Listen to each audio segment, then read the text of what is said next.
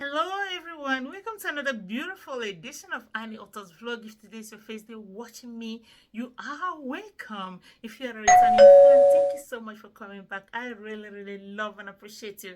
So guys, in today's edition, I am zooming into family life. So don't forget to like, share and comment on my videos, guys. My dad died on December 10th, 2022. He's still to be laid to rest, okay? So but I'm having this sober reflection. So guys, if you have your parents alive with you, please give them the best care ever. Not when they are gone we'll be throwing out this huge funeral. No, give them the best while they are here with us, okay? What are the lessons I learned from my dad? My dad wasn't perfect. Just like every one of us, we are imperfect and nobody's perfect. We are 14 in number from a polygamous home, and every one of us have personal encounter with our dad. And again, we might have this generalized encounter. So every one of us will have a different narrative, different perspective. Again, we have common ground. So what lessons did I learn from my dad? Let's listen to these 10 lessons I learned from my dad. I just compressed everything to 10. There weren't only 10, but I compressed everything to 10. My number one, give your children good moral, good values, okay? So my dad based this on Proverbs 22 verse 6, where he said, train up a child the way he or she should go, so that when she or he grows up, the child will not depart or refrain from that. So my dad strongly believed that the children are products of what their fathers or mothers put in them. So their parents are responsible for their behaviors until they are full-grown adults. So the better you start from childhood to train them right, give them moral values, respect, caring, meekness, kindness, the earlier the better for you. So train them well and let them go the right way, so that when they grow up, they stick to what you have taught them. Number two, my dad believed in giving your children good education. So all 14 of us, by God's grace, are all graduates. Yes, my dad did a good job. I can clap and clap for him over and over again. He was a true hustler, and he said that the worst thing any father can do to a child is not to send him or her to school. Yeah. So my dad was with the opinion like, are you ready to go? I will do my best and make sure you go to school. I had all the textbooks, dictionary, math set, everything I needed. My dad was able to provide it. And again, I did my best in making him proud. Okay, so ladies and gentlemen, make sure you give your children the best of education, because my dad believed that education is the key to the entire world, is the key to unlock success, the key to unlock the doors that goes to the world. Again, if you weren't able to get one, that's still okay, but make sure you are grounded in what you do and make sure you make the best profit out of it. That's livelihood. But again, if you're not working with your certificate, at least you have it. Education is very important. My dad had standard 6, and he made sure that all his children pushed to the highest level they could. Even as an adult now, my dad kept on pushing me, go back to school, go back to school. I want to see you have a doctorate degree. So that was my dad. Number 3, collaborate with good people at your level or above you. That was my dad's opinion, okay? So my dad didn't want anybody to drag him down. So he believed that if you keep dealing with people who keeps on plucking your feathers, that you will never fly. So that's why my dad told us to always look at people who can improve our lives, whose impact will improve our lives, not those that will drag us down. Again, I'm not saying that you shouldn't help those or deal with those below you, but again, mind how you collaborate with them. Are they helping you or dragging you down? That was my dad. So he believed in healthy competition, healthy collaboration will make you improve and become a better version of you. It encourages you to develop better and profit better. He was a businessman, so he knew what collaboration meant in business. Then number 4, work hard positively.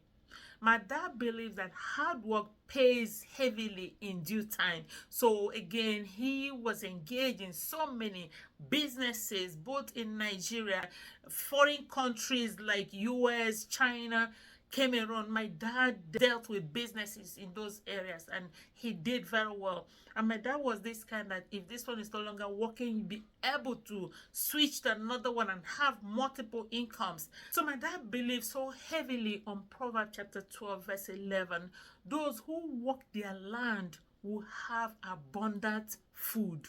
You work your land, you cultivate your land, you invest your time and money in something, you will have enough. It will yield profitably. Okay, that was my dad's belief. So again, work hard positively, it will pay off in due time. Number 5, generosity is the key to unlock more blessings. Okay, so my dad was so generous that even at old age, he would pay for people's groceries in the marketplaces, go to the restaurant and pay for people, go to the church and give their pastor gift. I mean, my dad was that kind of person. Even as an adult I am now, whenever I traveled home, my dad would bring yams and chickens to my house, even though I have enough. But he was that kind of person. He felt like it was his responsibility to gladly welcome his children home. Okay, so he was that generous. He was a giver. So that kind of thing, even his clothing, he gave and gave and gave. So again, our house was always open for everybody that comes in. You must eat and drink very well before leaving. That was my dad. So go to Psalms chapter 112 verse 11a. It says, good will come to those who are generous and lend freely. Proverbs 22 verse 9 says that the generous will themselves be blessed, for they share their food with the poor. You see, there is a blessing. And remember, God loves a cheerful giver, and it's better to give than to receive as well. Then number 16, I learned from my dad. He said, my dad said that poverty is dreadful, and he dreaded poverty. Oh my goodness. There's nothing in this world that my dad was afraid of than being a poor person. You know, so he was a hustler, and he made sure that his head was always above the waters, that he was comfortable to be able to provide for his family, and his children were not out there begging for school fees or shelter or clothing. So he made sure that he met all the needs of his family. He worked so hard. He told us that poverty is horrible, it's terrible, it's unpleasant, it's suffering, and it's very, very intimidating and irritating. Go to Proverbs chapter 22 verse 7. It said that the rich rules over the poor, and the borrower is the slave of the lender. My dad always told us that. Okay, so we knew we needed to work hard to keep our head above the water and be comfortable. So in the quest of all of this, I happened to come across words like aprophobia. So guys, aprophobia is having a negative attitude towards poverty. That's what my dad had. So he was aprophobic. So my dad was also experiencing peniophobia.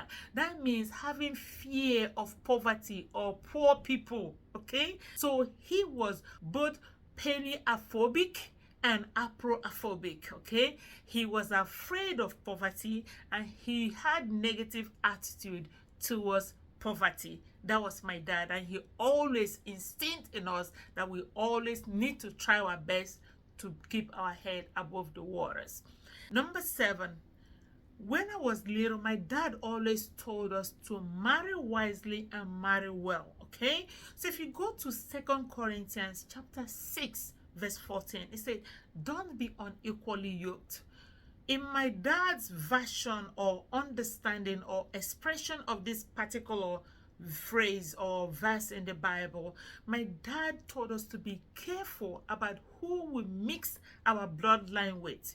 He also told us to be careful to marry somebody who will not finish us, but who will encourage us to become a better version of ourselves.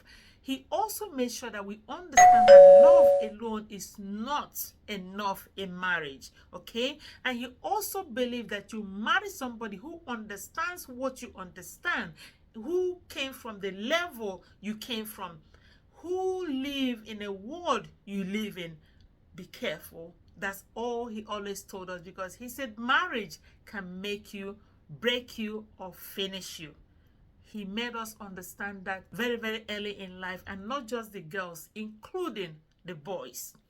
Number 8, my dad said we should always look our best. Wherever we go, whatever we do, we should look our best, okay? Because he believes that people address you according to how you dress, okay? So if you look your best, looking good, all put together, there is a respect that is accorded to you right away, even if your pocket might be empty, but because you're looking good and fresh, there is respect that goes with it. So my dad always was the type that would buy expensive suits. He had more suits than traditional outfit. That was my dad, and the suit loved him. Oh my goodness. And this suit, he would take them to dry cleaner. We don't mess with it. Nobody messes with it, okay? They will clean and iron, and, he will have this expensive fragrance. I used to borrow cologne from my dad. He loved looking good, well put together. When people say tall, dark, and handsome, that was my dad, okay? He was this guy, the ladies' man. Women loved him and he loved them back. But above all, he loved God. So what am I saying? Always look your best. That's what our dad told us. Don't look tattered no matter how bad things are within the house. But make sure that you put a positive front. That will give you the way to a better life, better situation. Okay, so number 9, love all your children and your grandchildren. So my dad, being a polygamist is not easy. It's not easy. It's a war front. But my dad did his best.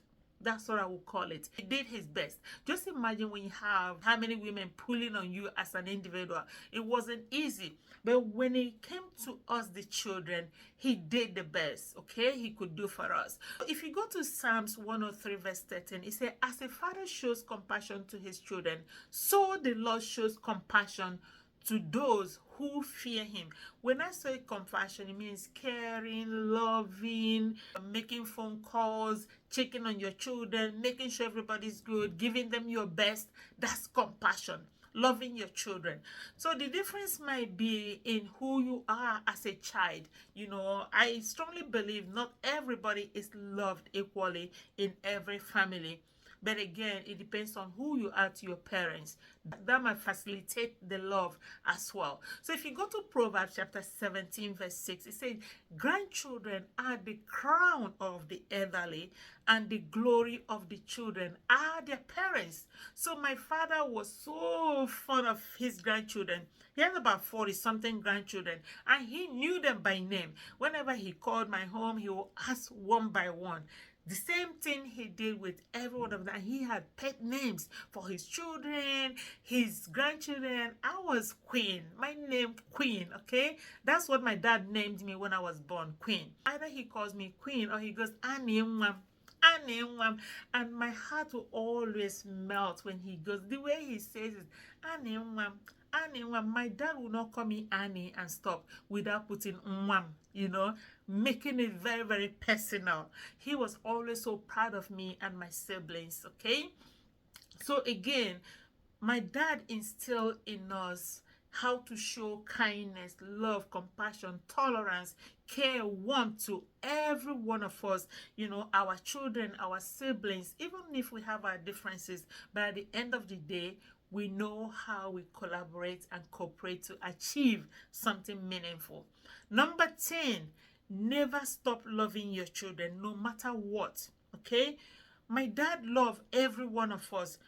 As the fingers are not equal, same way with our children, in terms of character, in terms of what we have, or what the Lord has blessed us with. So some were given a lot, some were given smaller. So in other words, the way we were sending things across to dad, every one of us weren't sending at the same level.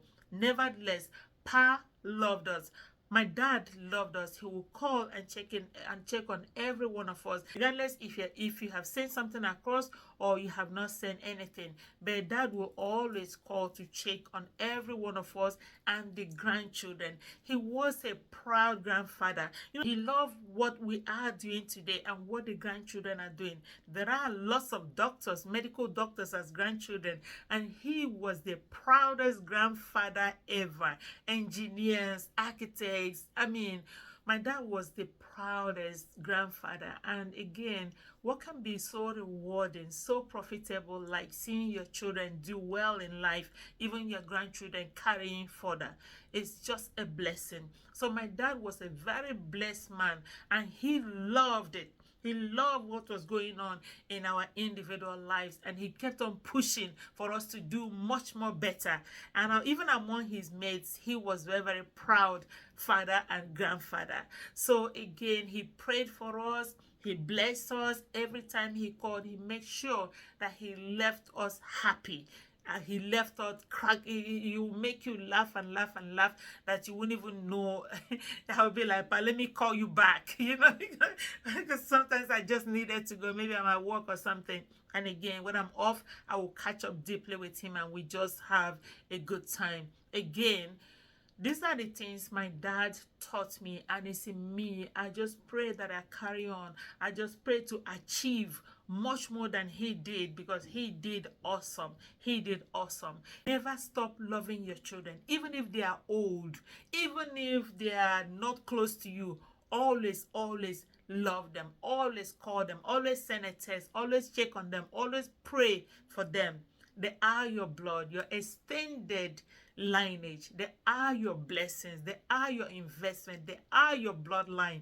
Never, never stop loving them, no matter what. So these are the 10 huge lessons I compressed that I learned from my dad. There are many, but I just compress it to this 10. So guys, in the comment section, let me know 1 or 2 things that you learned from your dad. It might be numerous, so that we can share knowledge and see the impact our fathers have made in our life. Or something you learned from your mom, yes, you can share that as well. And this will also teach every one of us 1 or 2 things and where we should improve better, especially now that we are parents to our own children.